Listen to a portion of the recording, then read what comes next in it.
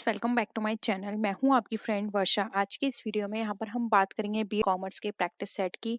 ये practice set chapter wise हैं, तो स्टार्ट करते हैं। आपको वीडियो पसंद आती है तो वीडियो को लाइक कीजिए, फ्रेंड्स के साथ शेयर कीजिए, और किसी भी तरह की कोई भी क्वेरी हो तो प्लीज़ कमेंट सेक्शन में ज़रूर बताइएगा। और आप सोशल मीडिया को भी फॉलो कर लीजिए और अपनी क्वेरी को आप वहाँ भी पूछ सकते हैं।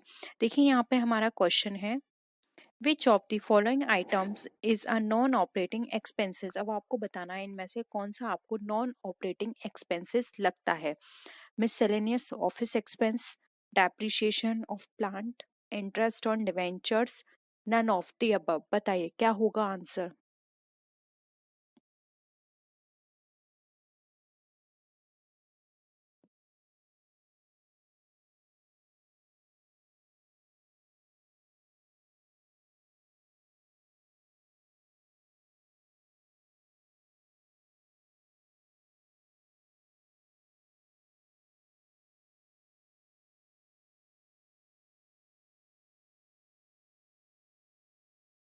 देखिए, यहाँ पर राइट आंसर हो जाएगा सी, इंटरेस्ट ऑन डिवेंचर्स। ये हमारा नॉन ऑपरेटिंग आइटम है, एक्सपेंस है। या जबकि हमारा मिसलेनियस ऑफिस एक्सपेंसेस जो होते हैं ऑपरेटिंग के अंदर कंसिडर होते हैं, और डेप्रिसिएशन ऑफ प्लांट, क्योंकि प्लांट हमारा ऑपरेटिंग से रिलेटेड है तो वही हमारा एक्सपेंस कहलाएगा।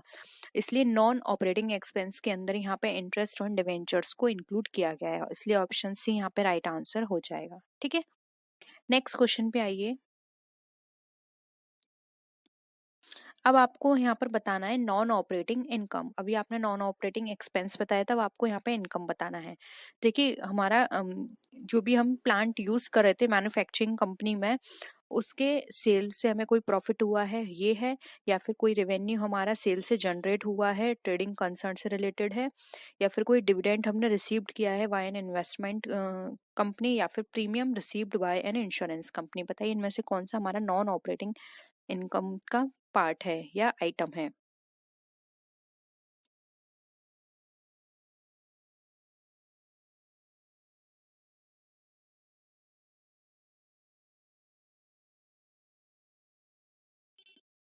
जल्दी करिए आंसर।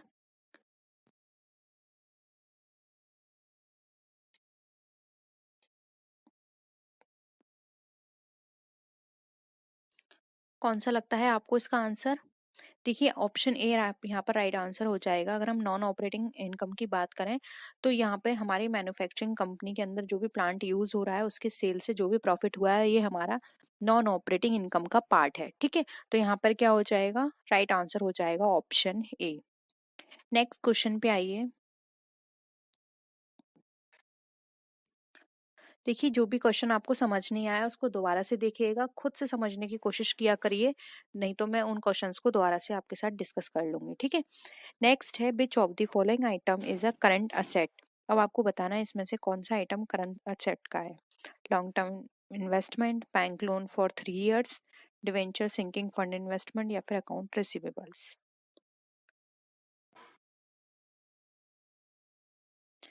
आप सबको पता होगा करंट असेट्स और फिक्स असेट्स क्या क्या होती हैं। देखिए, करंट असेट्स वो होते हैं जिनका time period less than 1 year है, और फिक्स असेट वो होती हैं जो मोर देन 1 year होती हैं। ठीक है, क्या होगा आंसर। अभी देखिए, मैंने लेस देन 1 year कहा तो देखिए यहाँ पे डायरेक्ट ऑप्शन बी कट गया, और लॉन्ग टर्म है तो यानी 1 year से ज्यादा का है, ये भी कट गया। Sinking debenture sinking fund investment, again यहाँ पे सिंकिंग फंड की बात की जा रही है, लॉन्ग टर्म का है तो ये भी कट गया। राइट आंसर हो जाएगा D, account receivables. Account receivables जो होते हैं 1 साल से कम का इनका टाइम पीरियड होता है, इसलिए ये हमारे करंट असेट में इंक्लूड किए जाते हैं। ठीक है, तो ऑप्शन डी यहाँ पे हमारा करेक्ट है। नेक्स्ट क्वेश्चन पे आइए। Net working capital stands for. अब जो नेट वर्किंग कैपिटल है वो आपको यहाँ पर बताना है। अगर हम फिक्स असेट्स में माइनस करेंगे करंट असेट्स तो ये है क्या net working capital. Second option है fix assets minus current liabilities. C option है हमारा current assets minus current liabilities. D option है non current liabilities minus current liabilities. बताइए इसमें से आपको कौन सा ऑप्शन सही लगता है जिसके थ्रू हम अपना नेट वर्किंग कैपिटल को निकाल सकते हैं।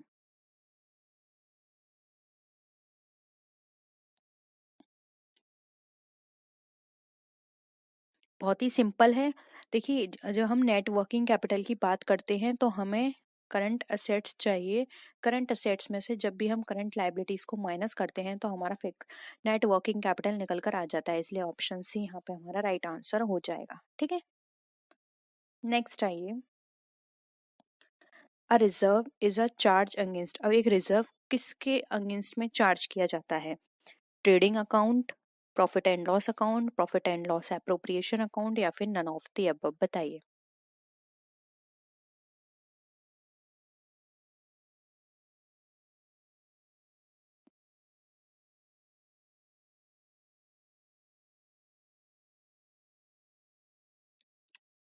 एक रिजर्व जो होता है वो कहाँ दिखाया जाता है? देखिए यहाँ पर अगर अप्रोप्रिएशन नहीं होता तो हम बोल सकते हैं कि रिजर्व जो है वो हम बैलेंस शीट में डालेंगे, लेकिन यहाँ पे अप्रोप्रिएशन दे रखा है, इसलिए आंसर यहाँ पर सी हो जाएगा right answer, P&L appropriation account में। ठीक है, नेक्स्ट है stock in trade does not include. अब स्टॉक इन ट्रेड जो है उसमें क्या क्या चीजों को इंक्लूड किया नहीं जाता है? Goods in process of manufacture, raw materials, income items held as fix assets, या फिर फिनिश्ड गुड, बताइए। स्टॉक इन ट्रेड की यहाँ पे बात की जा रही है।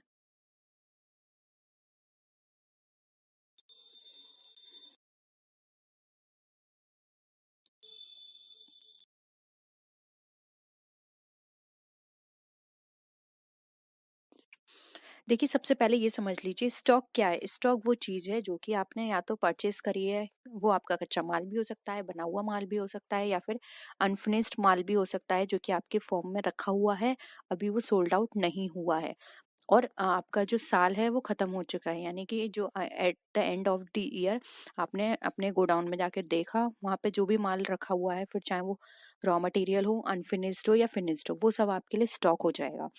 तो ठीक है, इसलिए यहाँ पे देखिए गुड हमारा प्रोसेसिंग में है तो ये भी हमारा स्टॉक में है, स्टॉक के अंदर इंक्लूड है, रॉ मटेरियल भी स्टॉक कहलाएगा और हमारा फिनिश गुड भी स्टॉक कहलाएगा। लेकिन हमारा ऐसे कोई भी आइटम जो फिक्स्ड असेट है वो स्टॉक नहीं कहलाएगा। ठीक है, फिक्स्ड असेट कभी भी स्टॉक के अंदर कंसिडर नहीं किया जाता है।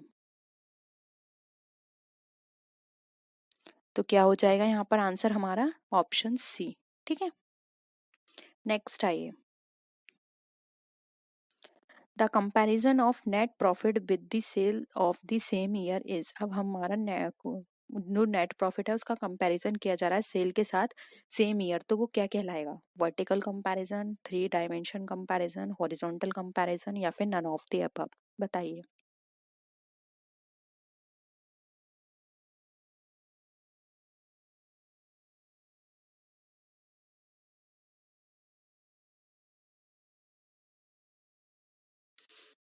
देखिए यहाँ पर एक टर्म याद रखिए, यहाँ पर बात की जा रही है सेम ईयर, और आपको पता है वर्टिकल क्या होता है, इस सीरीज में चलता है, यानी कि आपको एक ही पैरेलल लाइन पे चलना है। हॉरिजॉन्टल क्या होता है, 1 ईयर एंड उससे प्रीवियस वाला ईयर।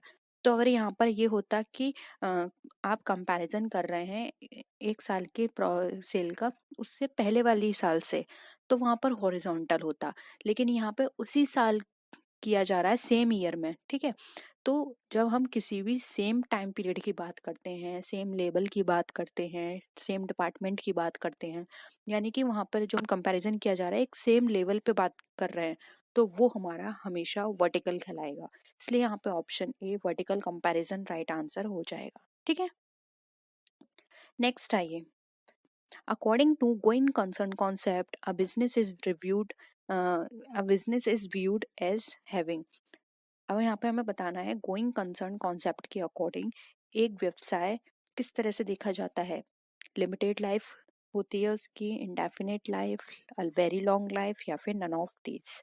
ये मैं आपको समझा चुकी हूँ गोइंग कंसर्न कॉन्सेप्ट, तो अच्छे से आंसर करिएगा, गलत नहीं होना चाहिए किसी का भी।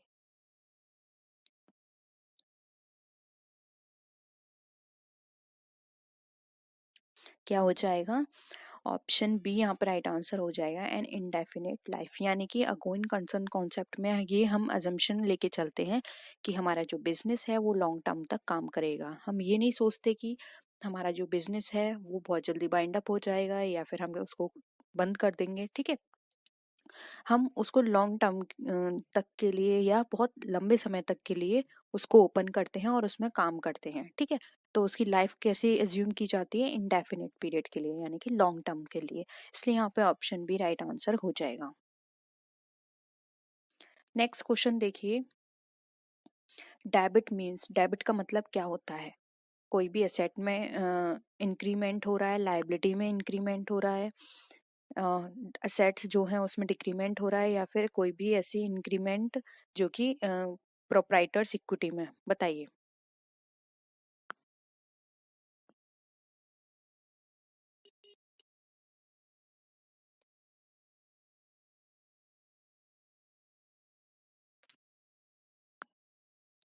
बताइए क्या होगा राइट आंसर।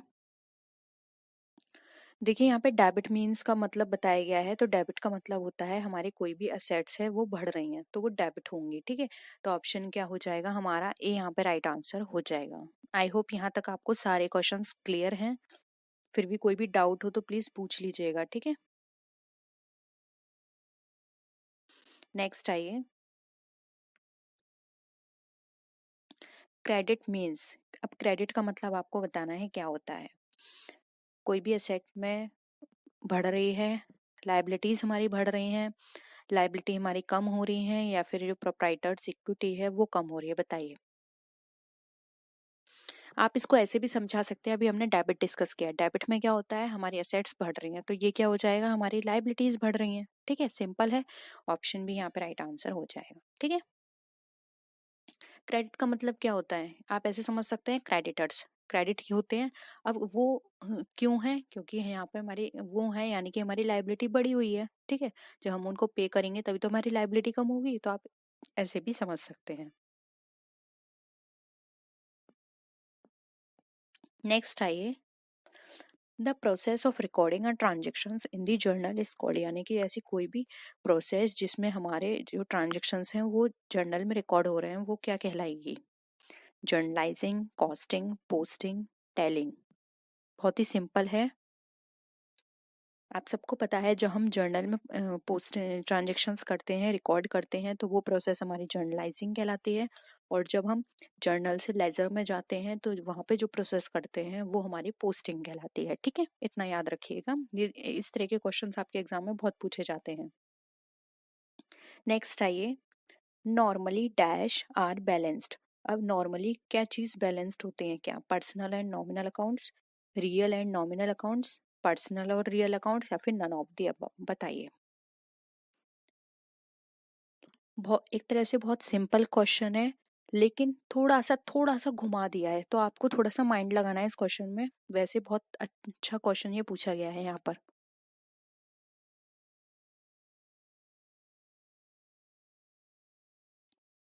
देखिए यहाँ पे बैलेंस्ड की बात की जा रही है, तो हम बैलेंस कहाँ पे बना के रखते हैं।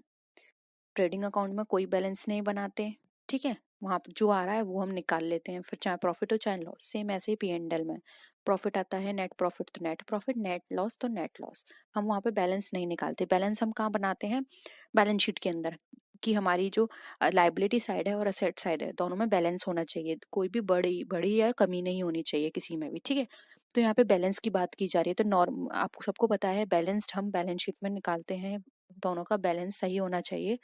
तो आपको ये भी पता होगा जब हम बैलेंस शीट बनाते हैं तो उसमें कौन से अकाउंट्स ओपन किए जाते हैं। वहां पर हम बैलेंस शीट में जो अकाउंट्स शो करते हैं वो होते हैं हमारे या तो पर्सनल अकाउंट या फिर रियल अकाउंट। नॉमिनल अकाउंट वहां नहीं होते हैं, क्योंकि आपको पता है नॉमिनल अकाउंट क्या है, लॉस और एक्सपेंस, और ये सारी चीज हम ऑलरेडी P&L में डिस्कस कर चुके हैं। यहाँ पर हम बात करते हैं पर्सनल अकाउंट और रियल अकाउंट की, इसलिए यहाँ पे ऑप्शन सी राइट आंसर हो जाएगा, पर्सनल एंड रियल अकाउंट, ठीक है। क्लियर है। ओके चलो नेक्स्ट मूव करते हैं नेक्स्ट क्वेश्चन पे। Purchase of an asset. अब कोई भी असेट हमने परचेज की है तो ये हमारा एक्सपेंस है, एक्सपेंडिचर है, लॉस है, नन ऑफ दीज, बताइए।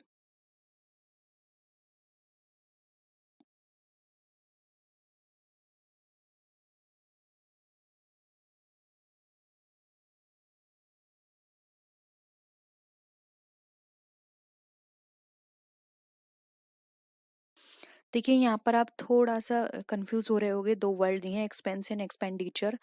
एक्सपेंस यहाँ पे वर्ड यूज हुआ है छोटे मोटे खर्चों के लिए, और एक्सपेंडिचर हुआ है लार्ज अमाउंट के लिए, जहाँ पे हमने लार्ज अमाउंट पे किया है। तो इस हिसाब से आप फिर आंसर करिएगा।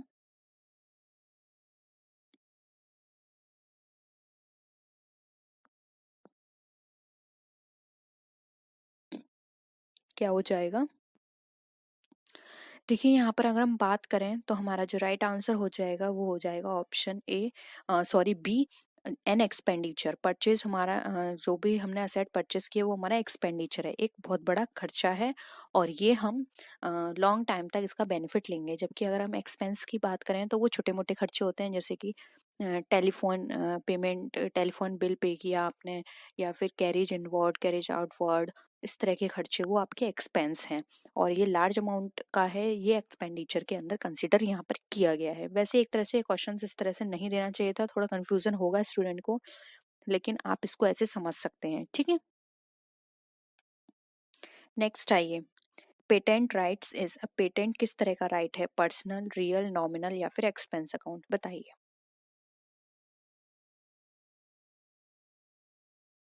अगेन ये क्वेश्चन आप तभी कर पाएंगे जब आपको पर्सनल, रियल और नॉमिनल में अंतर पता होगा।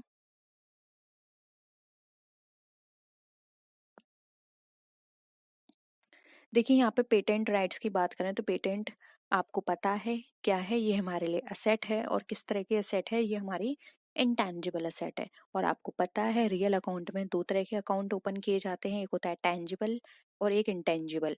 तो ये हमारी क्या है, इंटेंजिबल असेट है, ठीक है। तो ये हमारा रियल अकाउंट हो जाएगा, ऑप्शन बी यहाँ पे हमारा क्या हो जाएगा, राइट आंसर हो जाएगा, ठीक है।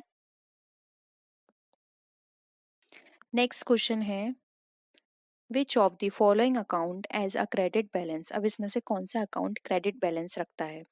Carriage inward, carriage outward, return inward या फिर रिटर्न आउटवर्ड? बताइए।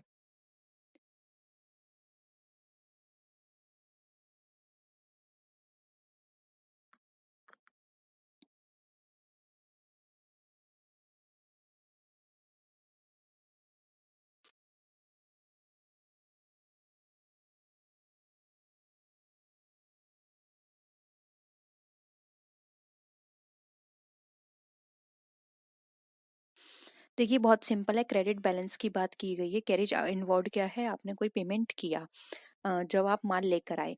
कैरेज आउटवर्ड होता है आपने पेमेंट किया जब आप माल बेचने गए, ठीक है। फिर आता है रिटर्न इनवर्ड। रिटर्न इनवर्ड ये है आपने जो भी अमाउंट था या जो भी आपके पास माल था वो आपने वापस कर दिया, तो यानी कि अब आपको अमाउंट मिलेगा, तो ये तो आपका डेबिट बैलेंस हो गया। अब यहाँ पर बात की जा रही है रिटर्न आउटवर्ड की, यानी कि बाहर से आपका माल वापस आ गया, तो ये क्या है, अब वो आपसे पैसे लेंगे, ठीक है। तो ये हो गया क्रेडिटर्स, तो ये आपका क्रेडिट बैलेंस है, इसलिए ऑप्शन डी यहाँ पे राइट आंसर हो जाएगा, ठीक है। नेक्स्ट आइए, cash book is use to record. अब कैश बुक क्या चीज रिकॉर्ड करने में हेल्प करती है? सारे रिसिप्ट्स को, सारे पेमेंट्स को, all cash and credit sales या फिर all receipts and payments of cash? बताइए। सिंपल है ये भी।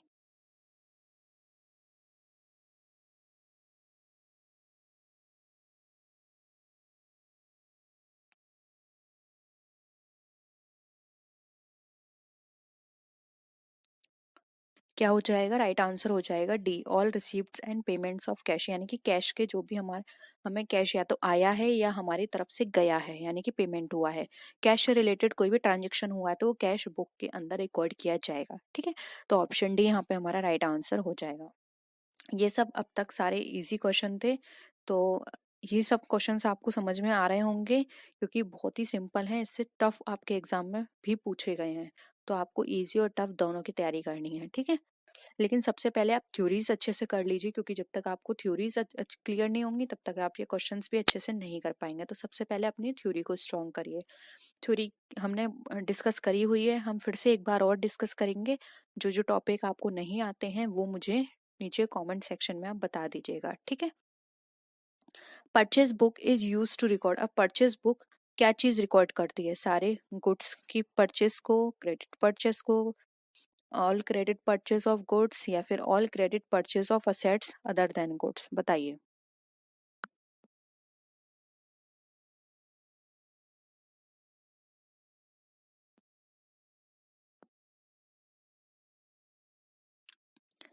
क्या हो जाएगा आंसर? सी यहाँ पे आपका राइट आंसर हो जाएगा। जितनी भी हमारी क्रेडिट परचेज है वो हमारे यहाँ पे परचेज बुक में रिकॉर्ड की जाती है, क्योंकि अगर कैश परचेज होगी तो वो तो कैश बुक में जाएगी। ठीक है, समझ रहे हैं आप बात? इसलिए ऑप्शन सी राइट आंसर है। नेक्स्ट है सेल्स बुक हमारी क्या चीज़ रिकॉर्ड करती है? बहुत ही सिंपल है, डायरेक्ट आप आंसर कर दीजिए, मैं ऑप्शन नहीं बोल रही हूँ आपको।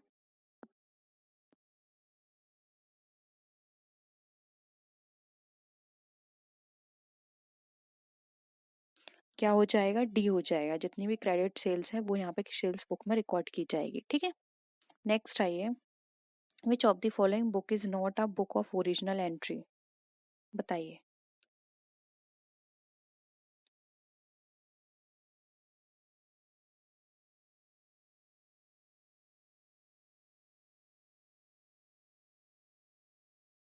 लेजर ये ओरिजिनल नहीं होती, क्योंकि ये जर्नल से प्रिपेयर की गई है, ओरिजिनल नहीं है, इसलिए यहाँ पर क्या हो जाएगा? लेजर हमारा राइट आंसर हो जाएगा। ठीक है,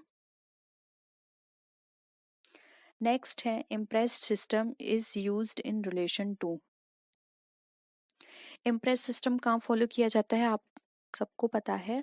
इम्प्रेस सिस्टम हम पेटी कैश बुक में को फॉलो करते हैं, और पेटी कैश बुक वो कैश बुक होती है जिसमें हम अपने डेली के बहुत छोटे छोटे ट्रांजेक्शन्स को इंक्लूड करते हैं, उसमें रिकॉर्ड करते हैं, और एक बड़े अमाउंट में सब सम अप करके हम उसको कैश बुक में लिख देते हैं। फॉर एग्जांपल, हमने स्टेशनरी परचेस की।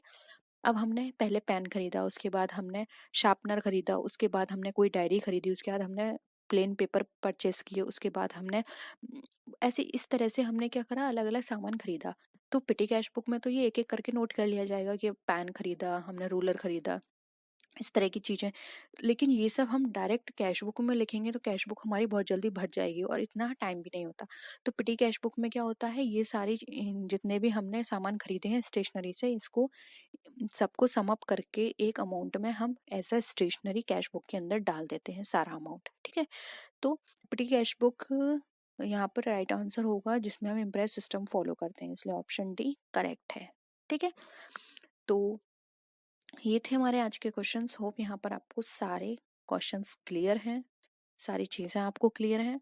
फिर भी किसी क्वेश्चन में आपको डाउट है, कमेंट सेक्शन में आप बता दीजिएगा, हम उसको अच्छे से और डिस्कस कर लेंगे। और किसी भी तरह की कोई भी क्वेरी हो तो ज़रूर बताइएगा। तो नेक्स्ट वीडियो में मिलते हैं, तब तक के लिए टेक केयर, बाय बाय।